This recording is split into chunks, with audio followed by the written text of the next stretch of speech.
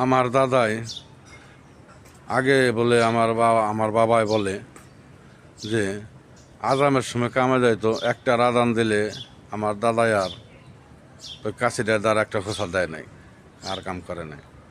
আয়ে আমার দাদাই গান বাজনা করছে, ঢোল তবলা হারমোনি এসব কান্দে লইয়া মেলা করলো। যে কোনো এক জায়গায় যাবে গান শুরু করলো, গান করে রাত 12টা বাজছে, বাইতায় পড়ছে। আমার দাদি সবসময় আজামের সময় আমার দাদার উঠাই দিত কামে যাওয়ার লেগে। জীবনে একটার বেশি কাম করে নাই। আজামের সময় যাইতো, একটা তো কাম করে শেষ। আয়ে ঢোল তবলা, আগের জমানায় বড় একটা লাটিম ছিল, যা ঘুরাইতে 3 জন লাগতো।